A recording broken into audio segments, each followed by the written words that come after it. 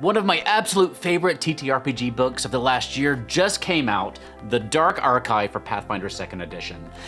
This book should be held up as a great example of how to make expansions for TTRPGs. This book will help you craft and run creepy X-Files-like adventures for your games. First, it gives you two really interesting new classes. You've got the Psychic, who brings their conscious and subconscious minds together to cast spells in the moment, focusing mainly on cantrips, which they can be very versatile, but they can also choose to amplify in the moment when they need to. And then you have the Thaumaturge, who is a person who has just seen it all. They know all the monsters, they know all the lore, all the weaknesses, and they also have a multitude of supernatural trinkets that they've collected over the years that they can use to channel their power. Beyond that, you've got the Dark Archive itself, which is a compendium of strange, unsolved mysteries. The book is here divided into 8 chapters: secret societies, deviant abilities, think like the X-Men and mutants, mirrors and imposters, cults, curses and pacts, temporal anomalies, and mindscapes. Oh, and there's also the Cryptids, monsters of myth who are deviant in some strange way. We did a video all about the Cryptids, which you can watch in the eye in the corner of your screen up there.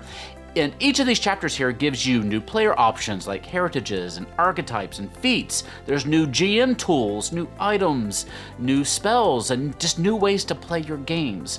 And the best part for me is that each chapter comes with its own multi-page adventure to get you started. I cannot stand it when a book gives you awesome new settings and ideas, but then no professionally written adventure to enjoy them.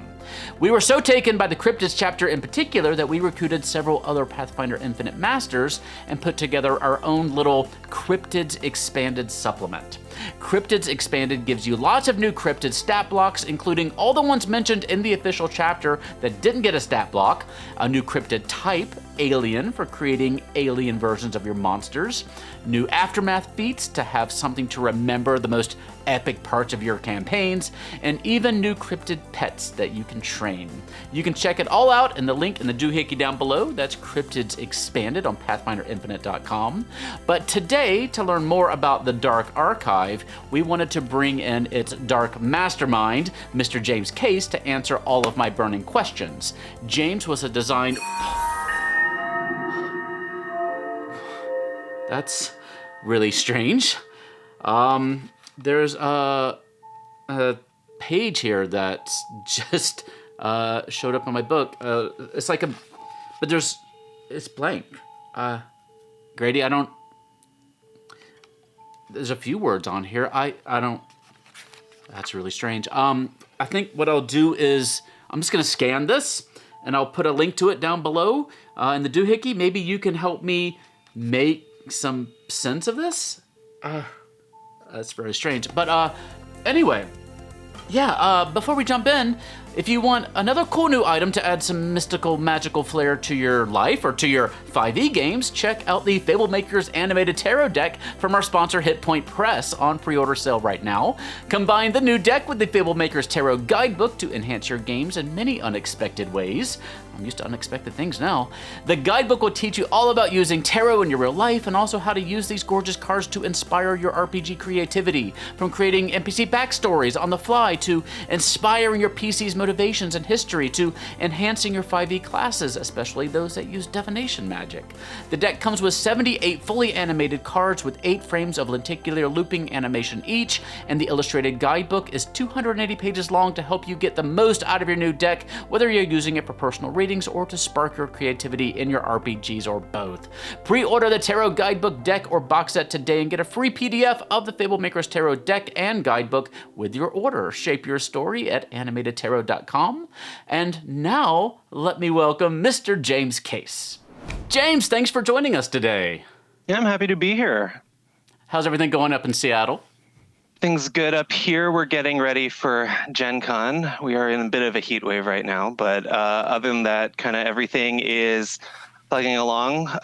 Me and a couple other members of the Paizo staff will be at Gen Con physically this year, which is exciting, but it also means, we have to kind of get everything done before we all hop on the plane. So, is the Dark Archive kind of be the big push of Gen Con for y'all?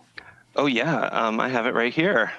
I went Ooh, into the pretty. office and I talked the warehouse into giving me my copy a little bit early, which they were gracious enough to do. But yeah, Dark Archive is our Gen Con rulebook release this year. So it's our delve into all things paranormal.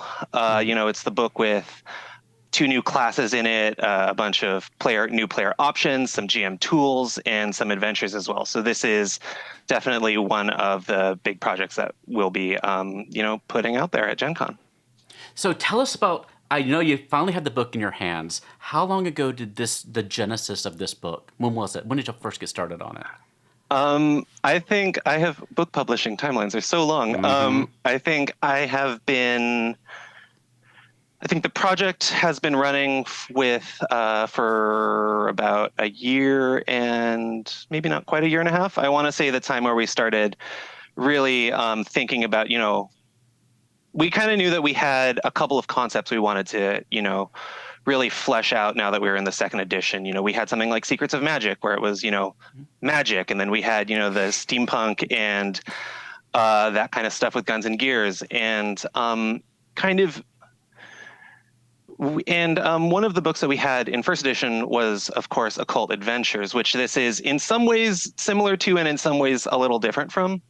But we knew we kind of wanted to go back to that kind of mystery, kind of maybe with a little bit of horror, maybe with a little bit of unease. So, we thought about it for a while, and I think like maybe March of last year is where we started being like, okay, well, what would this look like? And then it's basically been going since then. But the book just came out yesterday from when we're recording this. So it's exciting to see it out there.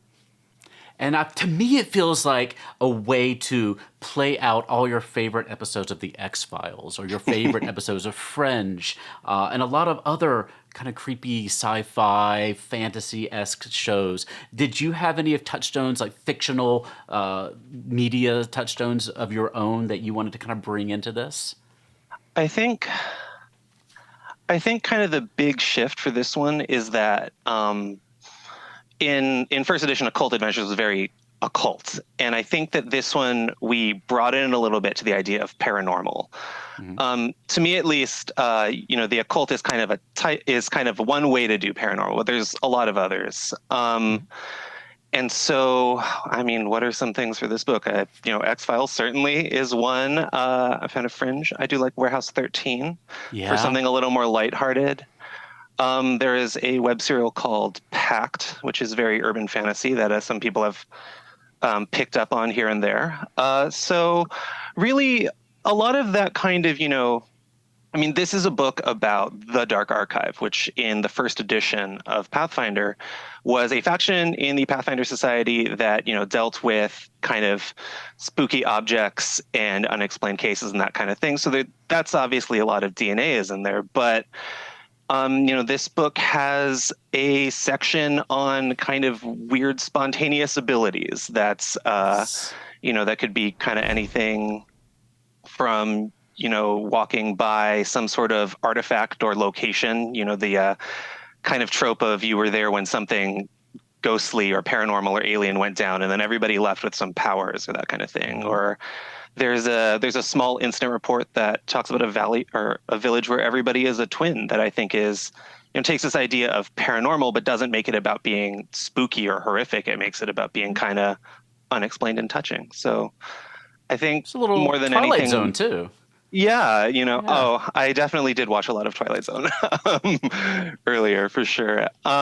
So I think more than kind of any single one touchstone, this was a book where we really wanted to be very kind of scattered in focus because, part of what makes something a mystery is that you don't necessarily know all the rules to it. You don't have a full view of it, and it could be kind of anything. So rather than go really, really deep into, say, 200 pages of cryptids, we wanted to hit like a very wide range of things. So, there's kind of the 8 main themes.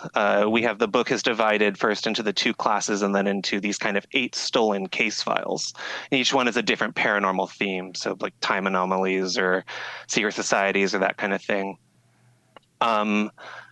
but we have all these different ones, and then they also take place all over Galarian. Some take place in the Inner Sea region or in Avestan, but some are in Arcadia, which is kind of our version of the Americas in some ways. Some are in Tian Sha, which has more of an Asian flavor, and so we really wanted to just kind of go.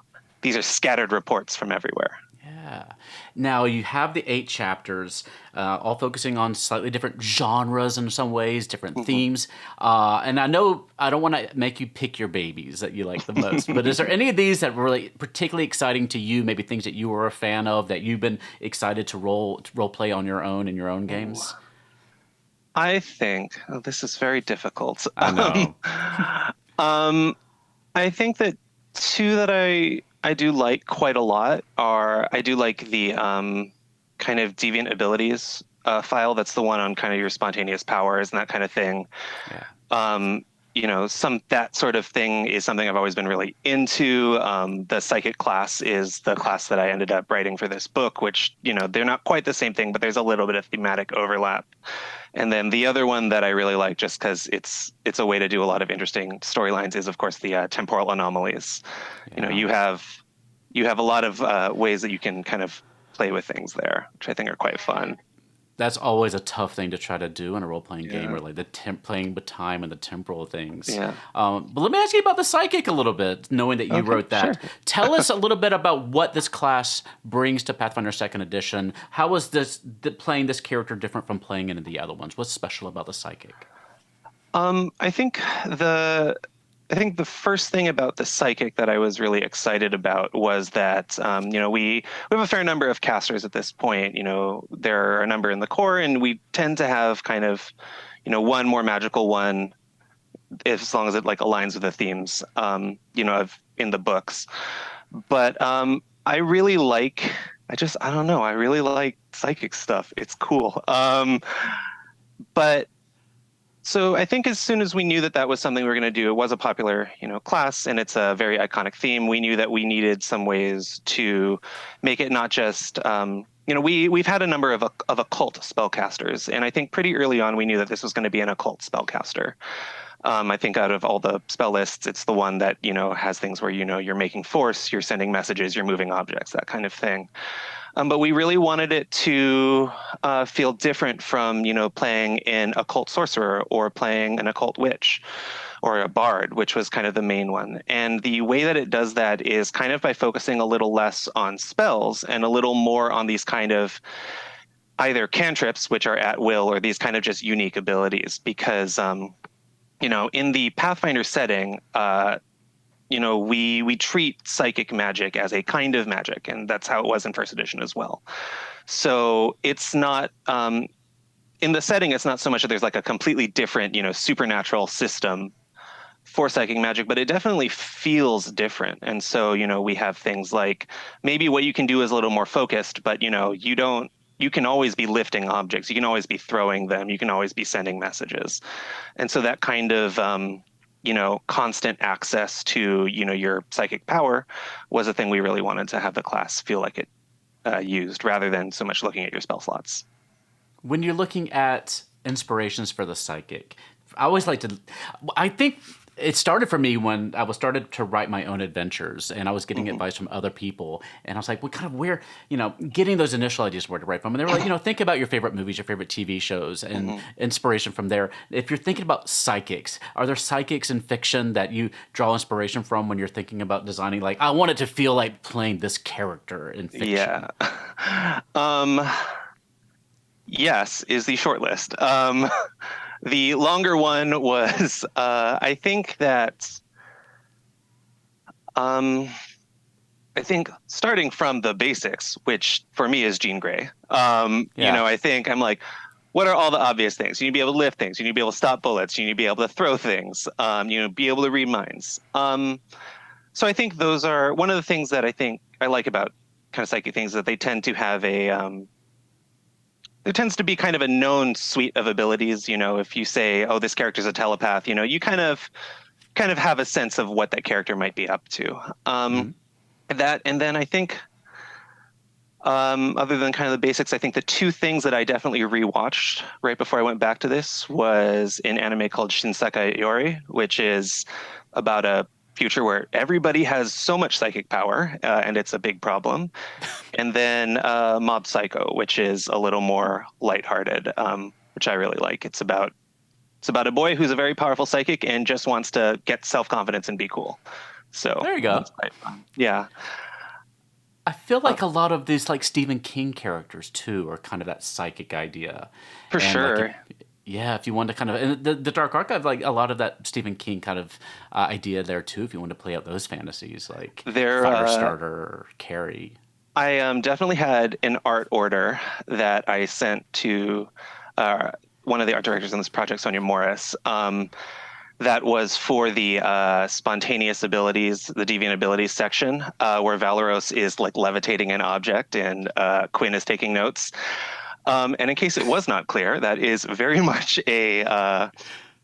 Sonia said, well, I can't find the art order. And I was like, oh, it's very much kind of that vibe of the scene in Firestarter where they're kind of trying to measure her abilities. And she was like, oh, like this. And she immediately sent me 3 screen captures. I was like, those are the files that I misplaced. Yes, that will do nicely. And I thought that carried Perfect. over a lot into the final art there. So when you are thinking about these inspirations and making your own adventures, do you game master very much? Do you have time to?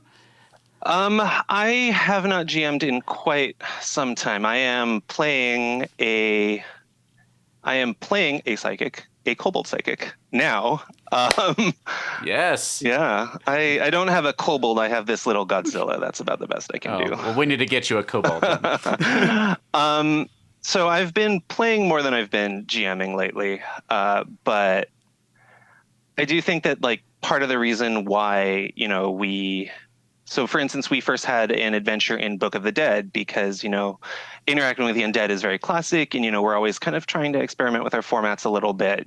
Keep everything fresh, make sure the format is always makes sense for the topic. For that kind of thing. I know Book of the Dead has this really cool, like encyclopedia through Geb's, life and then unlife feeling. But part of the reason why we wanted to put, some of these mini adventures in here was because a lot of these tropes are ones that, we want to kind of not just give you a bunch of tools and options, but also be like, and here's kind of how you might want to use them at your table, that kind of Yeah. thing. I think that there's a lot of, there, especially, when you're kind of reading a rule set on the page, that's great. But a lot of the times it's a little easier to feel it out, to see it in action and that kind of Yeah. thing. So that was part of the reason we want to do them, and also just because it was a kind of nice alternative to having. If we had one adventure, we wouldn't want to make the whole adventure be one adventure about only about secret societies or only about curses. So we kind of Right. wanted to be able to spread it around like that.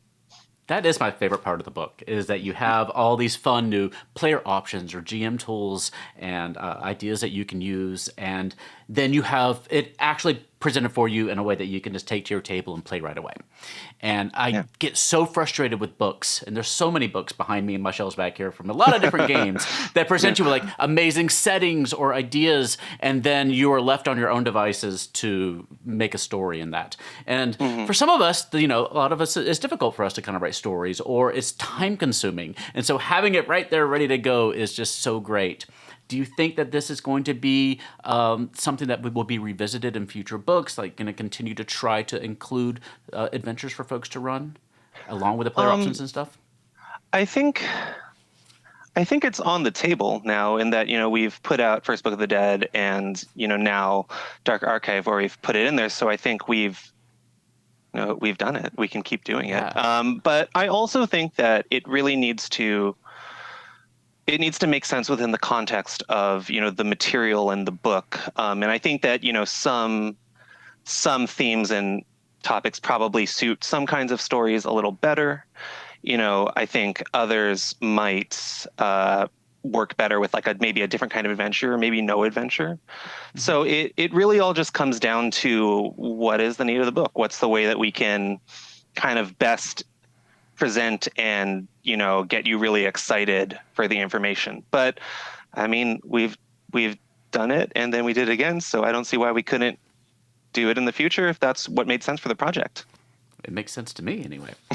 Do you have advice for game masters who are wanting to set a creepy tone at their table, maybe get the feeling of an X-Files Twilight Zone Fringe episode, things that you would recommend that they do at the table to try to set those scenes and run these stories?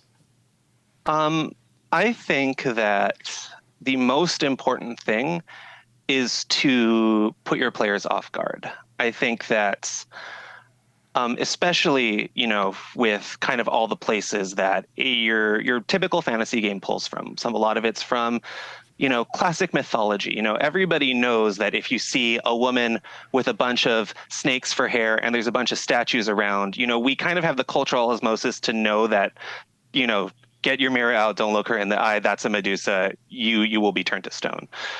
But if you were a and that works really well for, if you have like a heroic, we're off to slay a dragon. Everybody knows a dragon. It's a big lizard. It flies. It breathes fire. Has some magic, that kind of thing. But if you want to put kind of your players in this spot of, being unnerved or not knowing what's around the corner, then you have to kind of get them to a part where they don't know that a dragon is a lizard or that it can breathe fire. And so I think playing with some of the kind of rules that they come to expect is a really good way to do that. So, I mean, the cryptid adjustments in this book, for instance, are ones where you can kind of sub out some of the signature abilities of a monster and then, or maybe give them some slightly different ones so that, if your player sees, I don't know, a giant sees a manticore or something, they're like, oh, it's going to fly and it's going to shoot me with its, tail spikes or that kind of thing. And you're like, oh, but this is a mutant manticore. And what does that mean it can do? And, once you've kind of started to play with those, then, the players are kind of put a little off guard. And so I think that that's kind of how you get them in that situation of, a town that's being stalked by a beast and nobody knows what the beast is. And, everybody's getting conflicting reports of what the beast can or can't do, and it could just be that nobody has the full picture of it yet. Yeah. So this book, it does introduce a lot of new player options, new GM tools, and one of the new tools that you kind of have at your disposal is Pathfinder Infinite, where folks like us can come on, and anybody can go in there and kind of take the rule sets and the structures that you've created in your team, and they can expand upon them. And I was wondering if you had any things in this book that you think would be are ripe for people to come in and contribute their own into Pathfinder Infinite. Maybe make an extra buck or two on the side and get some creativity out there, make a name for themselves. Like, what do you think? What's some good places for them to start? I think for Dark Archive type of stuff specifically. Yeah, sure. I think that this book introduces a couple of new kind of categories of feat or of item or that kind of thing. And while that's always fun, of course, if it's only introduced in this book and that's not the whole thing the book about, there's not quite a lot of them out there yet. Yeah. So I think that that's, first of all, a place where you can expand a lot. The book introduces a bunch of new curses. Some of them are, I think, a lot of fun because they're the kind of curse that I think we call them tempting curses in the book, where there's a lot of fiction where a character is cursed, but they're cursed with something like immortality, and you're like, okay, well that is a curse, but that's also kind of your main superpower right now. Right. And so these tempting curses are ones where you can kind of choose to sort of give in to the curse for a little more power. They're really cool. I think that'd be a really cool place to see expanded. One is with, I think, some more, we have what are called aftermath feats, which are that kind of thing where you got into a deadly battle with a certain kind of creature and it left a mark on you in some ways. This is, or not even a battle. I think we have the Devil Eye one that happens where you can outwit a devil or beat a devil, a thing. So, and then after that, you can spot loopholes with your Devil Eye. But, you could have, we have in the book, a lot of the kind of classic monsters. We have, one for ghosts, we have one for oozes. Yeah. Lots that are kind of elemental powers, but I think you could do those for a wider variety of creatures for sure. And then I think the last one is maybe some of the deviant abilities, because we kind of have the three big ones in the book. We have dragon type, where you manipulate energy. We have the one called troll, where you get really kind of buff, and we have the one called wraith, where you do weird spirit and mental things. And you could, I think, that's kind of the three main pillars, but I think you could definitely go in some more directions with those if you want that flavor of kind of unstable power that maybe fits your campaign setting really well. Maybe your campaign has, I don't know, an endlessly encroaching ocean or something, and then maybe a ocean-based one would make sense. So, yeah. Yeah, I mean, the book inspired us. Like, we are working on some for Pathfinder Infinite ourselves. I'm working on some Aftermath feats. Grady's working on some cryptids. Like, this was just a book that I think it kind of landed in a sweet spot for us. And just like, this is some of the stuff that we love. And it feels like something that really wasn't super present in Pathfinder 2nd Edition, like this kind of creepiness and paranormal stuff, and it really expands that for us. And we're like, I'm excited to run some of these little adventures at my table, just to have like little adventures to run that are not like even 3-book adventures, just something we can knock out in a couple of sessions. I love one-shots because I'm like, I'm bad at scheduling. Everyone's really busy, I'm like, we're all here. We can sit down. We can play one thing, I've been trying to get together my Alkenstar campaign for like half a year now, and one of my players is touring Europe, but as soon as he gets back, we're going to hit the table with that. I was going to ask you too, what are you working on these days that you're able to share with us that's coming on down the pike? I am not working on anything that I can talk about right now. Nothing at all? No. But, and to a certain extent, that's also because, I'm kind of just, this just came out, so I'm a little bit. I've only kind of the way we structure things. I have kind of started my next projects, but they're not ones I can talk about yet. But you will find out more at Gen Con, so that'll be. I'm sure Eric has a very large slide deck to blitz through and let everybody know. But there are some very exciting things that I think people are going to be really into, and I'm excited to see get revealed. But no, I unfortunately can't talk about anything right now. So well, maybe we will get you on camera. We should be seeing you in person in a week here from when we're recording this. Yeah, and so maybe we'll be able. Yeah, me too. Maybe we'll be able to talk about it there. Yeah, and I'm not sure if this video is going to come out before or after we get back from Gen Con. So maybe people already know, but otherwise, we'll find out at Gen Con. Hopefully, find out a little bit more. If folks want to follow though, what you're doing, what you're up to, or do you have social media that you like to share? I have a Twitter, and unfortunately, it doesn't translate to voice very well. We'll put it on the screen. Don't worry about it. It'll be up on the screen. Yeah. Future Theo, thank you for putting it on the screen. It is here somewhere. But you can find me there.